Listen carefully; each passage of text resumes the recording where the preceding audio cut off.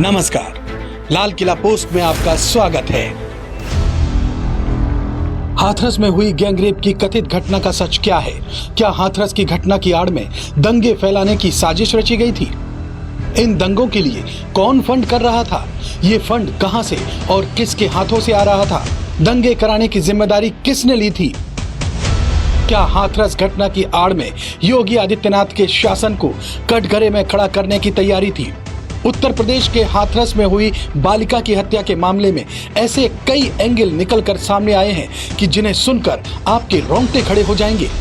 एक लड़की की चिता की राख पर सियासत का इतना गंदा खेल खेला जा रहा था कि इंसानियत भी कांप उठे। लाल किला पोस्ट आज आपको इस खबर के पीछे छिपी साजिश बताएगा तो आपको भी अपने कानों पर यकीन नहीं होगा। अगर आप खबरों के इस रूप और विश्लेषण को जानना चाहते हैं जो अक्सर मीडिया चैनल्स या अखबारों में सामने नहीं आता, तो आप हमारा चैनल फौरन सब्सक्राइब करें और बेल आइकन को जरूर दबाएं ताकि हर नए वीडियो का नोटिफिकेशन आप तक सबसे पहले पहुंचे। हाथरस में हुई गैंगरेप की कथित घटना के बहाने दंगे फैलाने की साजिश रची गई थी। योगी सरकार के प्रशासन को नाकाम करने की पूरी तैयारी की गई थी और इसके लिए मोहरा बनाया गया हाथरस की पीड़िता के परिवार को और मौका था हाथरस की पीड़िता की मौत का। आप सोच भी नहीं सकते जिस मामले को आप रेप, गैंगरेप और हत्या का मामला समझ रहे हैं, असल में उसकी आड़ में दिल्ली की तर्ज पर जातीय दंगे कराने की पूरी तैयारी रच ली गई थी और इसके पीछे काम कर रहे थे कुछ सियासी दल और कुछ देश में छिपी गद्दार ताकतें।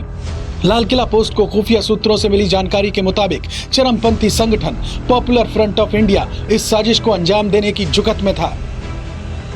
लाल किला पोस्ट की जानकारी के मुताबिक पीएफआई को 100 करोड़ रुपए की फंडिंग मिली थी। इसमें से 50 करोड़ मॉरिशस से आए थे।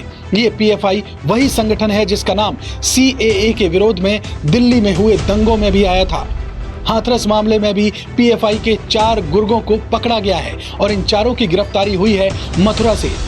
इनके पास से 6 smartphone, 1 laptop, justice for Hathras victim और am I not India's daughter made with card लिखे हुए पैम्पलेट में थे। स्थानीय कोर्ट ने चारों आरोपियों को 14 दिन की न्यायिक हिरासत में भेज दिया है। शुरुआती तफ्तीश में यह भी सामने आया है कि दंगे फैलाने और फिर बचकर भागने के टिप्स बताने वाली वेबसाइट जस्टिस फॉर हाथरस से भी ये चारों आरोपी कनेक्टेड थे। लाल किला पोस्ट को यह भी पता लगा है कि कुछ लोग card.co वेबसाइट के जरिए फंड जुटाने की कोशिश कर रहे हैं और विदेशों से मिलने वाली उस फंडिंग का इस्तेमाल यूपी में जातीय दंगे भड़काने में किया जाता।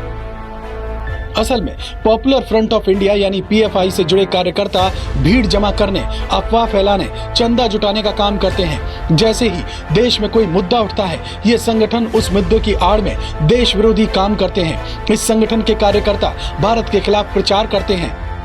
हाथरस में भी जो वेबसाइट बनाई गई थी उसका मकसद भी जातिगत दुश्मनी को बढ़ावा देना और समाज में अस्थिरता पैदा कर दंगे फैलाना है।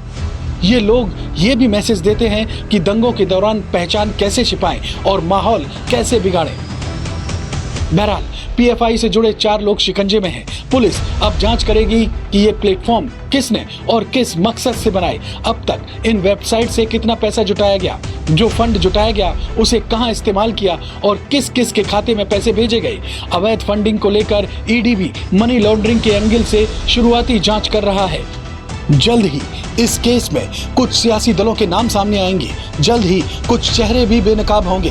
हाथरस की घटना बताती है कि सियासत की आड़ में कैसे मौत को भी मौका बनाया जाता है, कैसे पीड़ितों को भी मोहरा बनाया जाता है, कैसे कुछ लोग सियासत के लिए मौका परस्त हो जाते हैं और कैसे देश में छिपी गद्दार ताकतें हर मौके को हिंदुस्तान की बर्बादी के लिए इस्तेमाल करना चाहती हैं। बहरहाल इस मामले से जुड़े अपडेट हम आपको यूं ही पूरे विश्लेषण के साथ समझाते रहेंगे।